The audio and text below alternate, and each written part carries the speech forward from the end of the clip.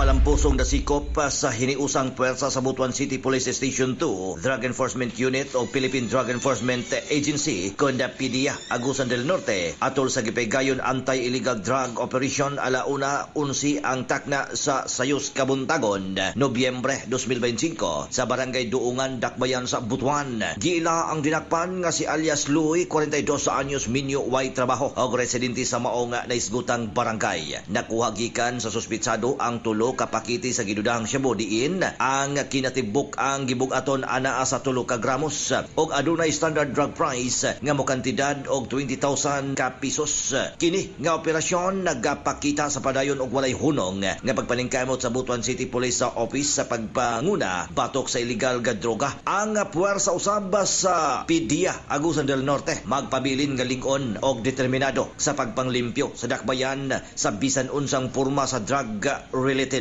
sa kalihukan. Dili kini muundang hangtod makabot ang kaluwasan, hapsay og drug free sa Butuan. Kini ang giluwatang mensahe ni Colonel Villamor, ang City Director. Giawhag usab ba ang publiko nga magpadayon sa kooperasyon og suporta sa programa sa kapulisan pinagi sa paghatag og kasayuran nga makatabang sa operasyon. Ang kalinaw og kapsay sa usa ka komunidad magpabilin kung kini magpartisipar sa operasyon sa mga kapulisan.